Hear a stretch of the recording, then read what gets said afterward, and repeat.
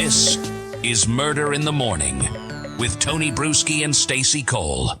Yes, it is. And welcome to the program. We'll be talking about Kohberger here in just a moment. And if you notice, if you're watching us on YouTube, which if you're not, you should go check out our YouTube channel. There is Stacey. Hello. If I move my hand here, it's like you're sitting in my hand. Like, look at that. Let me. There. Yeah, that's kind of creepy. That's like a 3D weird. Yeah, that's interesting. It is. Yeah. Wait, give me that.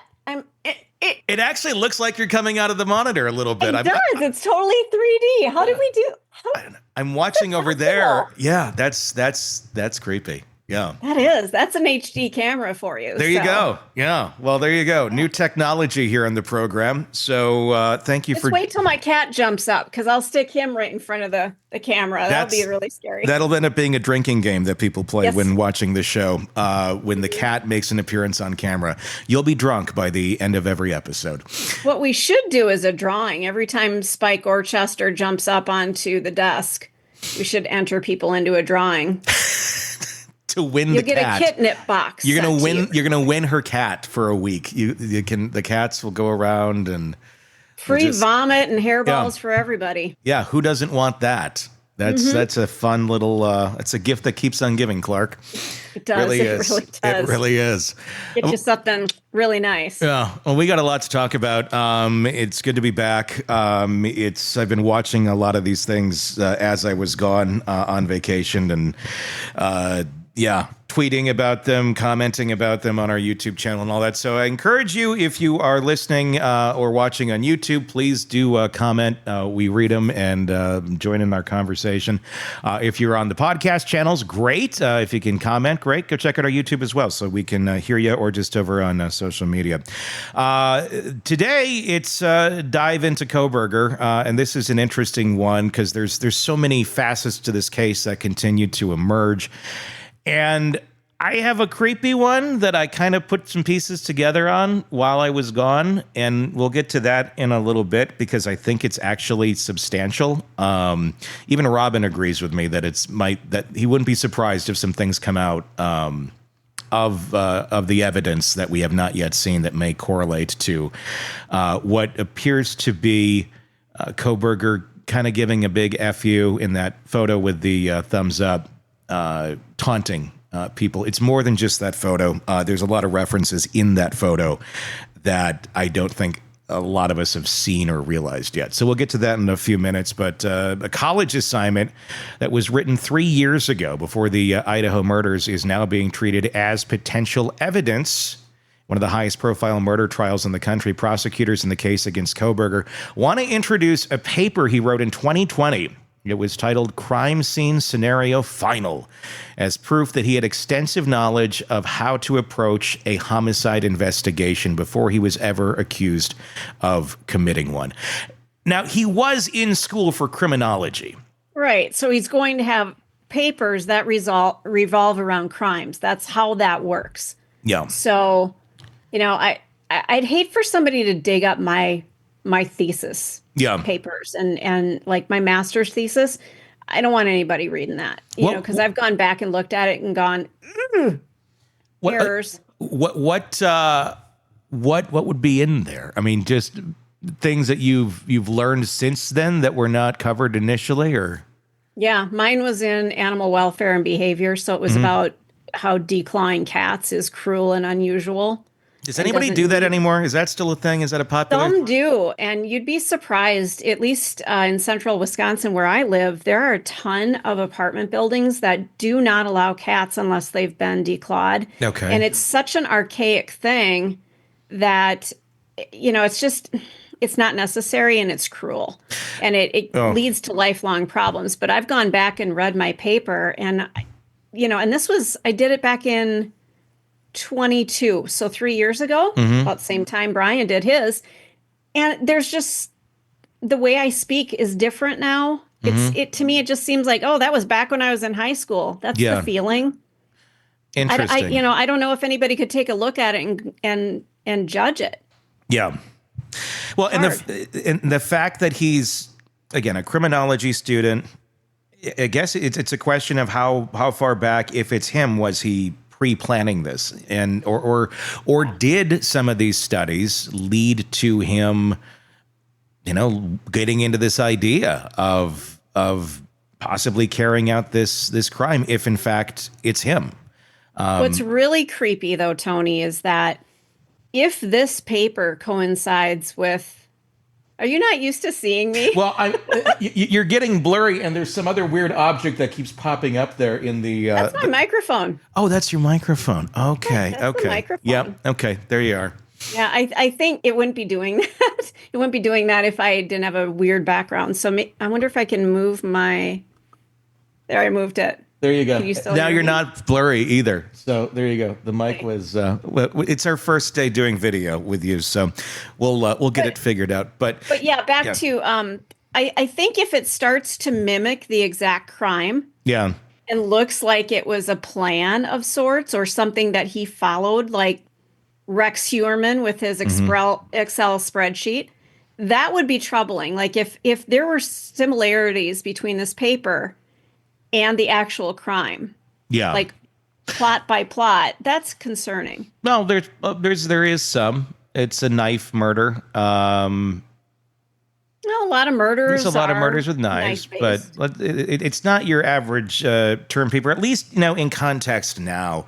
It's a 12-page walkthrough of a fictional murder scene involving a woman who had been killed with a knife. Kohberger was a grad student at DeSales University at the time, studying criminal justice, and he didn't just hit the broad strokes. He dove deep into this. The paper breaks down a step-by-step protocol for securing a crime scene. He describes how officers should lock off or block off the area to prevent contamination, obtain the appropriate search warrants, and immediately call in a supervisor, a coroner, or a forensic team. It's written with a level of procedural detail that goes, I guess, beyond what people would. I don't know. I don't know if it would go beyond, because it's that type of a case. If it's a high school paper, yes. If you're in criminology, not so much.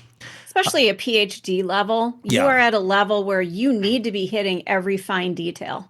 He also describes the importance of wearing protective gear, gloves, shoe covers, full body suits to avoid leaving behind DNA, fibers, or other trace evidence. So he's going into the mind of the criminal. Again, something you would do.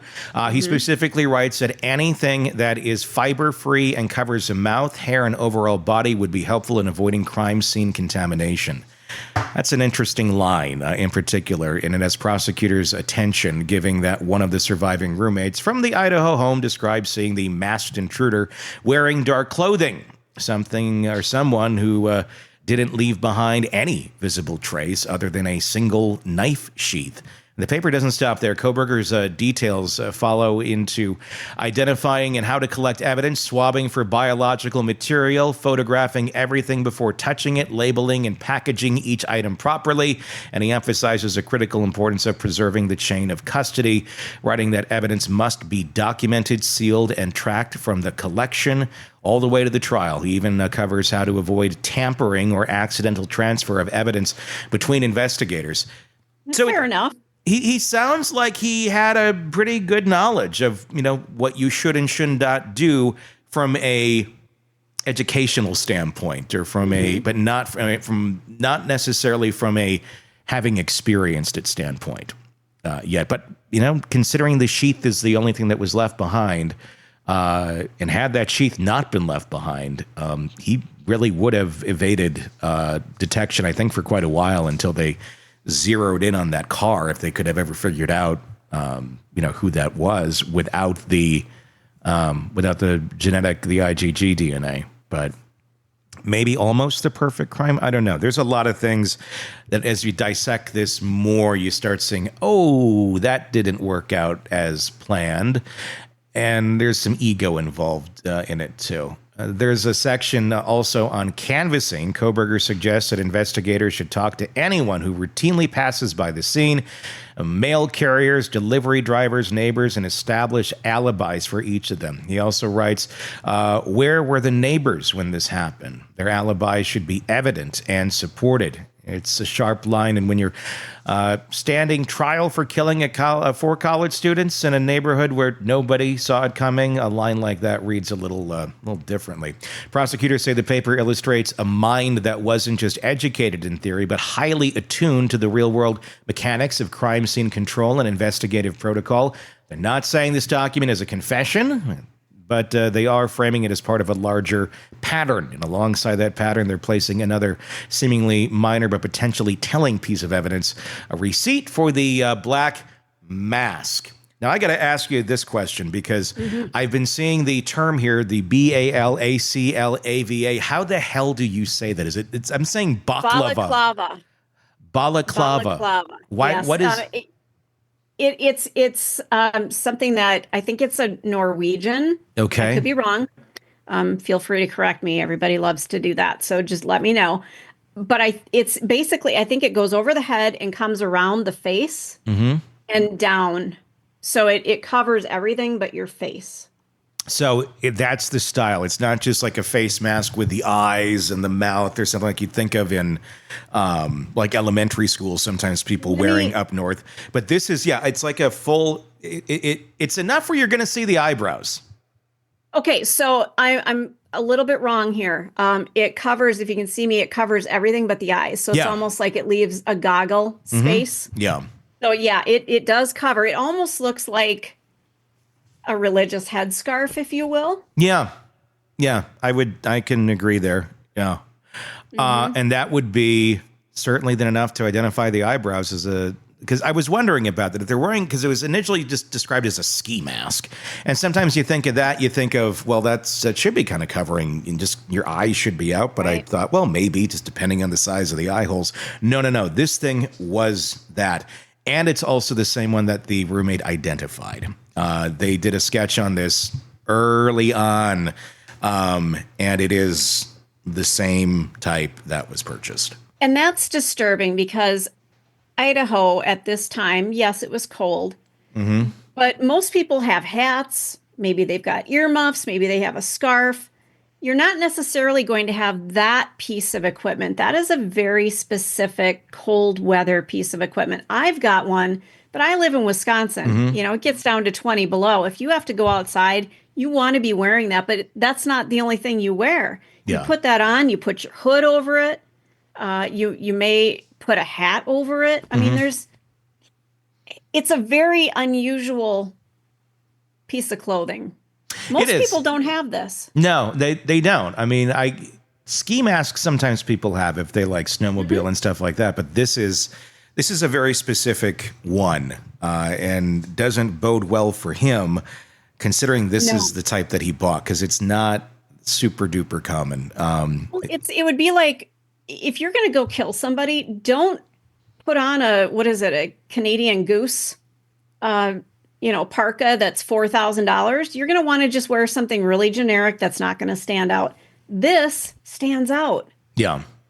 That's where I think a lot of the social connections to what will stand out, what won't stand out, eluded him and completely missed him. We're so textbook of how he thought to do things and seemingly pretty well on. But when it came to some of the social constructs and what was going to sink him, he went down that road a bit too much. I mean, a bit too far. And I think there's several incriminating pieces now that are after the fact of the crime that are also going to sink him beyond just the knife sheath. The purchase was allegedly made at a Dick's Sporting Goods in Pennsylvania in early 2022. It's being tied to the account of one of the surviving roommates who told police that she saw a masked figure in the house the night of the murders.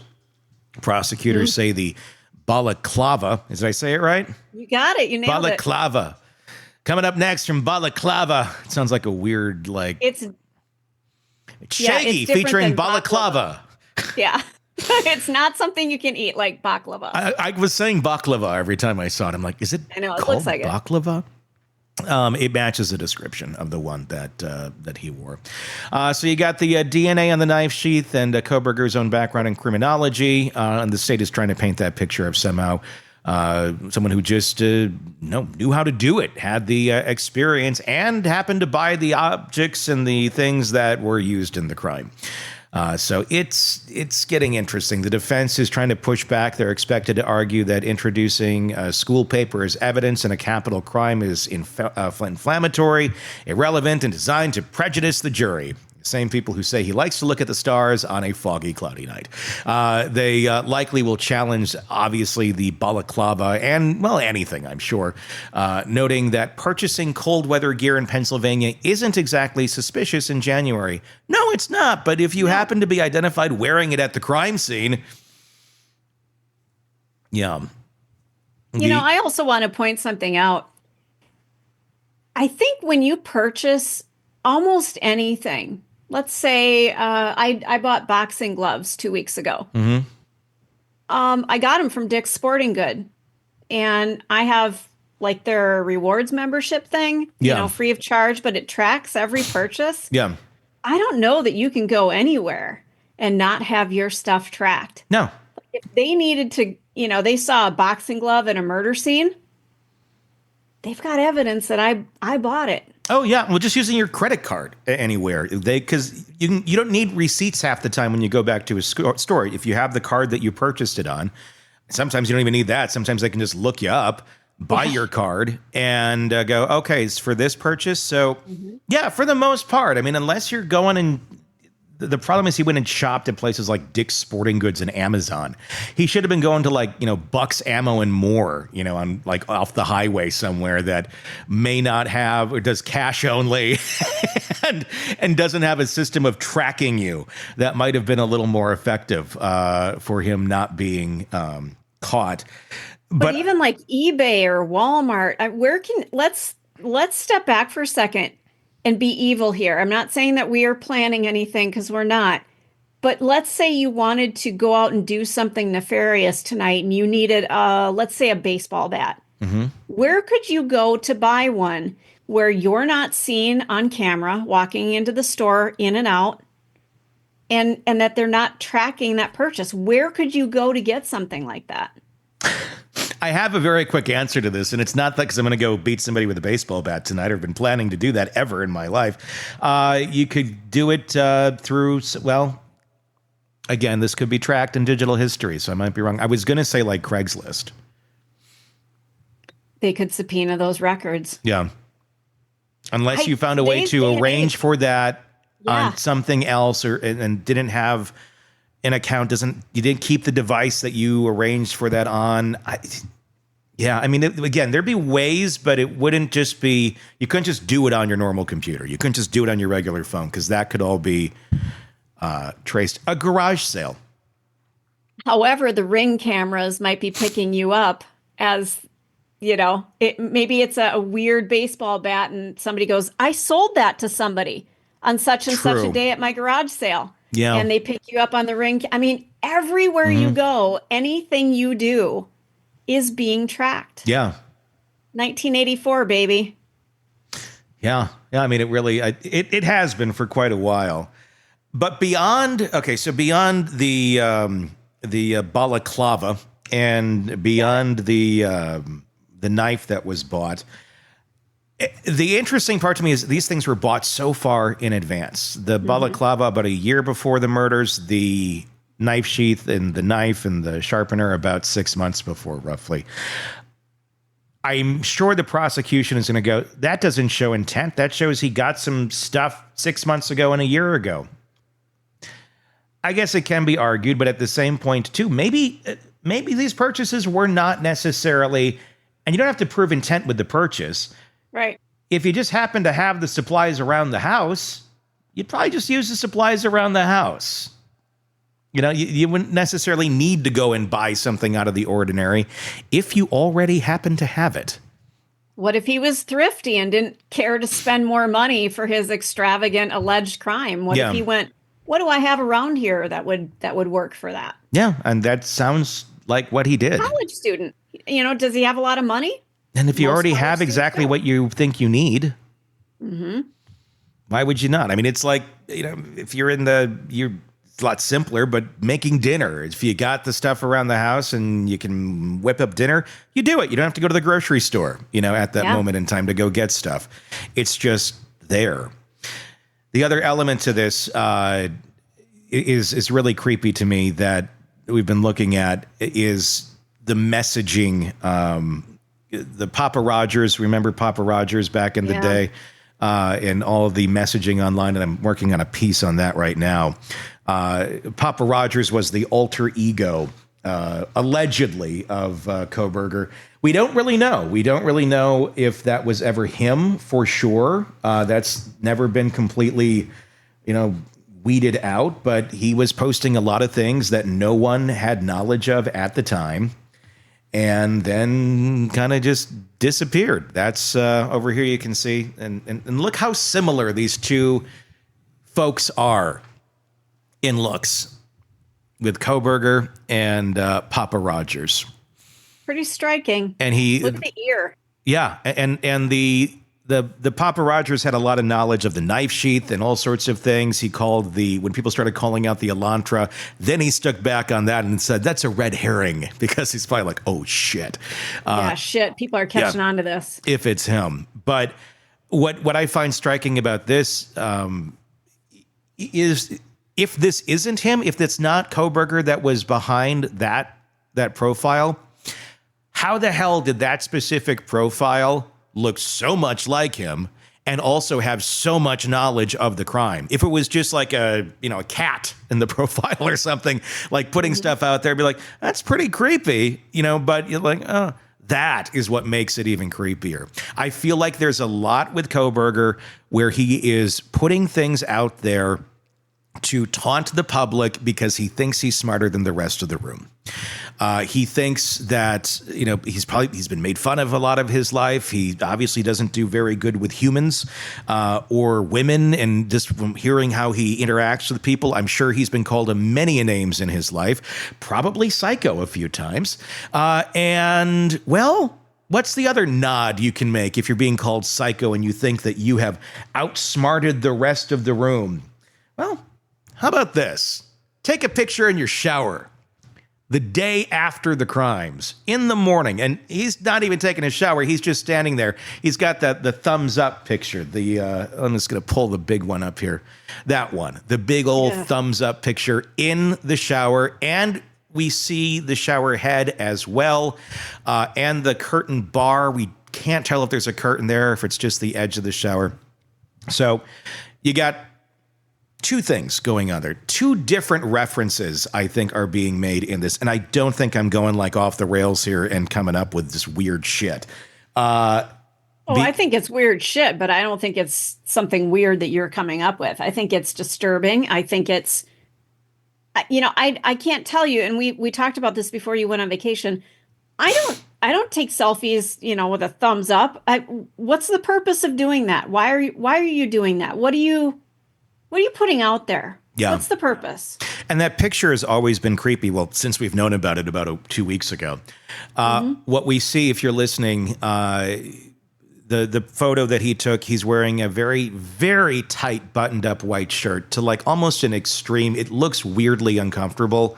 And it just looks weird. I don't think anybody wears a shirt quite like that.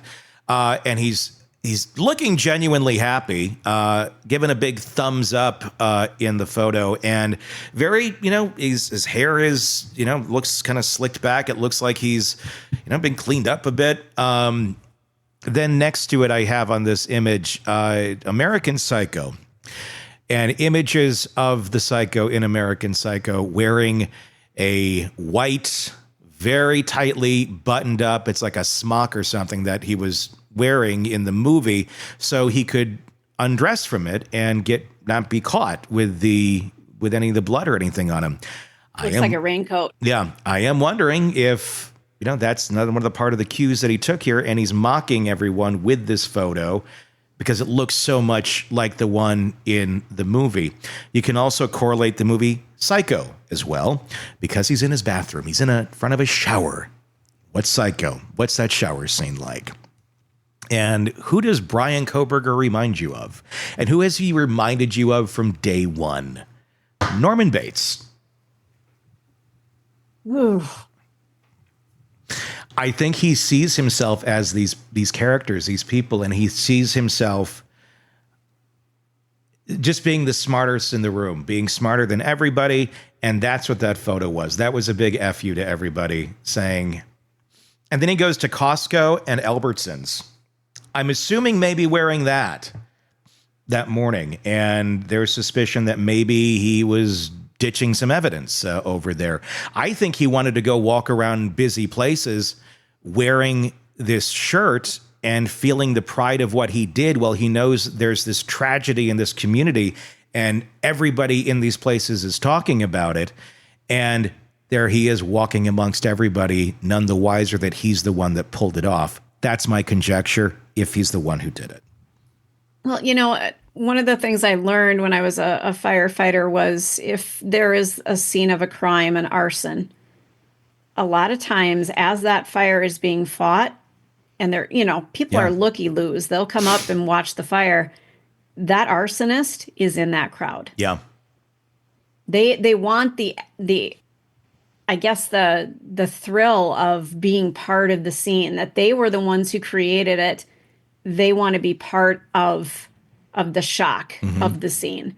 And that has that same feel. Like, I'm going to go out in the community and everybody is just chattering about this horrific thing that happened. And he's just, allegedly taking it in. That's what I think was happening. It's very possible. All conjecture, but the pieces are lining up. I have to watch American Psycho. I haven't seen it in forever. I don't, other than he's a murderer, I don't remember much of the plot line. Do you remember much of it? I can't say I do. I want to review that because I'm wondering if there's more correlations in that that we haven't caught on to yet. So, and again, it's not uncommon. I had a big conversation with Siobhan Scott about this today, a psychotherapist and author, contributor to our show, and you'll see it here on the channel this week. It's very, very common for serial killers. I mean, she wrote a book on it to have those certain people that they mimic or they look up to. And I'm wondering if Kohberger, was looking up to these fictionalized characters and probably some real ones too. But you have the Papa Rogers anti-ego or ego of him going on, or whatever that would have been. And then you also have, or alter ego, then you have this photo and the references that are being made in it. He, I think, was out there just living it up and feeling like, I'm not going to be caught on this, until people started catching on. And then once that Hyundai Elantra thing was put out there on the message boards, and he's like, it's a red herring if it's him. The plates get changed, and that look of horror on his face when they pulled him over and his dad, like, oh shit, the jig is up. Yeah, he had no idea this was coming, and for Papa Roger to even say that it's a red herring. Why would you say that? He didn't say that about anything else. Yeah. Why about that? He was other things too close to home. Yeah. Other things he was bragging about, things that you could easily factually prove, that there's a knife sheath there, or, how the bodies were, things like that. He was talking about that, but he was talking about it before a lot of people even knew about it, at least in the public. And that was bizarre and weird and creepy. But the fact that then he's freaking out when things that people otherwise wouldn't know about, and not even involved with the crime scene, but the whereabouts of who did this, when people started putting those pieces together, that's when he started freaking out. And I think that's when really things started hitting the fan for him, realizing, oh, I'm not as smart as everyone thinks I am. But I think this was a screw you to the world. You all think I'm psycho. You call me psycho and all this. I'm going to get back at you. And he thought he did in a real sick way, and then took the photo and went and lived up his morning and the adrenaline of it. There you go. It's a lot. Any questions? it's many questions. There's so many things that could come out of this. But anyway, that's the creepy one of the week. Yeah. I was so excited when I figured that out on the cruise. I know.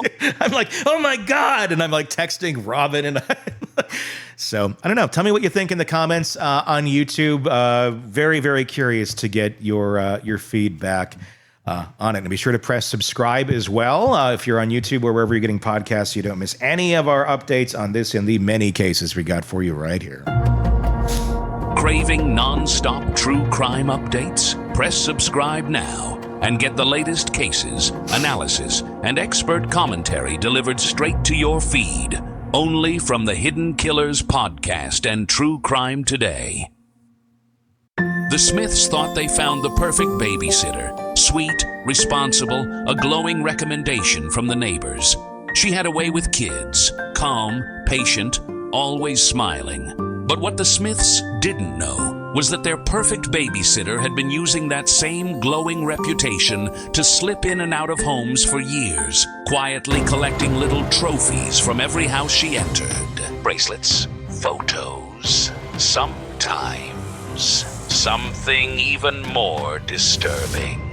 If only they had known. If only they had heard the exact type of case like this broken down on Hidden Killers with Tony Bruschi. If they had only subscribed to True Crime Today, Premium Plus on Apple Podcasts. They could have listened ad-free before everyone else and caught on to the signs before it was too late. Instead, let's just say they're in desperate need of a new babysitter and some therapy. Subscribe now to True Crime Today, Premium Plus on Apple Podcasts.